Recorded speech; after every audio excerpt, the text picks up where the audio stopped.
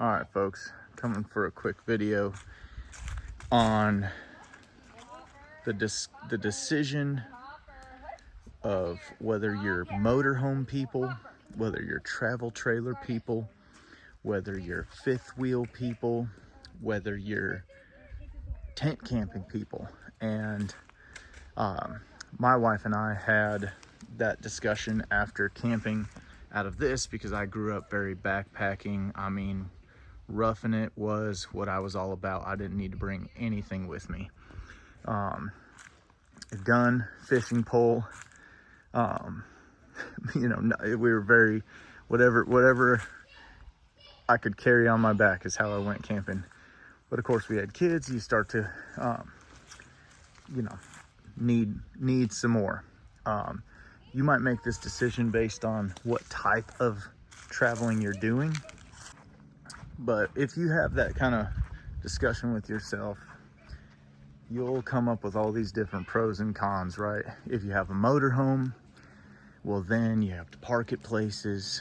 And if you want to go sightseeing, what you end up coming to the conclusion of is you got to tow a vehicle if you've got a motorhome. Because motorhome doesn't park very well, doesn't get to all the places you want to see. You don't want to have to set up camp and then pick up camp every time you want to run to the store. And so you end up kind of towing a vehicle, right? Fifth wheel, great. You get more out of a camper, maybe with a fifth wheel, tows better. There's a whole lot, and people can weigh in on the comments of why fifth wheel is so nice. I've never owned a fifth wheel. I've never owned a motorhome. I have camped in fifth wheels and in motorhomes, but most of my time has been spent with travel trailers. The biggest downside for us for the fifth wheel versus the travel trailer was the pickup truck. You give up the cargo capacity in the back of your pickup truck. Now, we're a family with dogs, and also back to kind of the type of adventuring you'll be doing. We like to adventure. I mean, we really cover some ground. And we do it with dogs. We do it with 3 kids. We bring equipment, we bring fishing poles, we bring dog food, we bring leashes, we bring, the ability to safely keep the dogs in the vehicle and in the camper.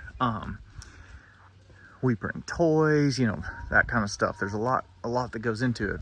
We didn't want to give up the cargo capacity of a truck. So what I'm here to kind of show you, and I'm not going to go into it and go into all the detail, but just kind of give you an idea. If you're setting up to be like a family on the road, you're going to spend a summer, or you're going to just regularly go out and see the West, or whether it's whatever that might look like. But this is for more of a serious setup, not just like a weekend warrior kind of thing. Now, we have visited, by the end of this trip, I think we're going to hit 9 total states on this trip. But as you can see, we have covered, and I'm talking, we haven't done one trip through these states. We have been through South Dakota and Wyoming and Idaho and Colorado more than one time, Oregon and Washington. We lived in Nevada, lived in California, been across Arizona, New Mexico multiple times. These aren't just one-touch trips. And then we're knocking out all this right now, or actually these 2, so quite a few. And we're up in the Adirondacks right now, where I'm filming this video. But if you're really going to do some serious adventuring, I would highly recommend going with the travel trailer and truck and investing in a nice shell. Now, this shell might be a little over the top, and this truck and this shell have some age on them. We are not here to ball it up and show you all the coolest top of the line stuff we spent too much money on. But this truck has been of great service to us. We've traveled all over the country. We're about to, be well into the 40s on states. And This truck's done it all and it's been paid off for 6 years or more. I can't even remember. It's great. But this topper, it's a caravan topper. I believe it's made in Nevada. Dickerson Road. Oh no, that's the top, and that's just the dealer. But I do believe this is, there's another sticker somewhere, I'm not gonna look for it, that it is made in Nevada. But I just want to show you this. If you go with the travel trailer, look at all this cargo space that you gain. I mean, that's an 8-foot bed. Now, I'm not saying you have to get something this big, but if you're really, if I'm telling you, the money you'll save from a fifth wheel going to a travel trailer, you can easily get this 3 times over. And this came this way too. There's a set of plywood goes across, so we've got 2 levels here. And way in the back, I've got stuff I don't need to get to often, tools for repair, you name it, spare propane bottles, just tow straps, just the gnarly stuff you don't always have to want to get to. Closer out, of course, we've got cooler, water. This thing's full of fishing stuff for the kids. Now there's not normally a bag of dog food here, but we didn't know how many Tractor Supplies would come across, so we upped our, but it's got 2 shelves, fishing poles. Again, I'm not here to show off what great condition it's in. This thing's been worked for years and years, hard, and it's still going.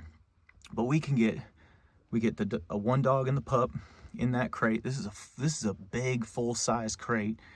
The mama dog over here. They have a little bit extra room.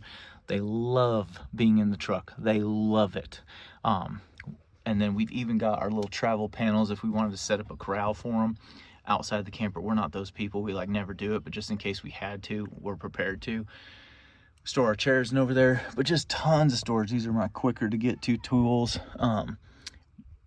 Dog bowls and leashes in here, medical stuff. There's a bunch of camp supplies, fire making stuff, whatever. But the advantage, I see a lot of different setups for rigs, and if you're really going to travel with the family, with pets, if you're one of those we're going to go live on the road people, I'm telling you, you will unhook that thing so often and want to drive away in your vehicle. I can live out of this thing if I had to. If we had a major situation, we could sleep and live out of this thing for a period of time. It wouldn't be ideal. I could go stay in a hotel and my dogs could live in my truck in the parking lot if we had to. We are totally self-sustained out of that thing if we had to be. This, we love it. We don't want to lose it, but it's all the extra amenities and it's awesome. But it's almost a bonus, and it's when you're traveling 1,000, 1,500 miles away from home, especially, I think sometimes wives don't think about this stuff as much as the husbands do, but I'm thinking about the worst case scenarios, the things that can go wrong. And it brings me a lot of, peace to know that I've got a lot of the stuff with me in sort of 2 options. Doesn't hurt. It doesn't hurt. I don't think it matters. I'm not here to say this is a Ford 04 F350. It's a 6.0. It's been bulletproofed.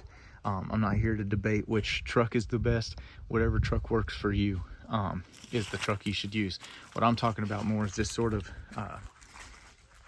think about choosing the travel trailer with the shell combo. That's, I think, something that goes overlooked when you're talking motorhome with towing a vehicle or fifth wheel and a pickup truck or travel trailer. This is the travel trailer shell topper combo. If you do it right, I mean, we can put stuff up on top. I mean, I almost brought kayaks on this trip. We've got bikes on the back. I can move my bikes up to the back of this thing if we want to go on a day trip. I mean, there's so many advantages to it. Again, I'm not saying it's the best. Or saying you're wrong if you do something besides this, but I think it's a overlooked combination when you're having that discussion of what combination or what, you know, setup's going to work best for our family and our adventures.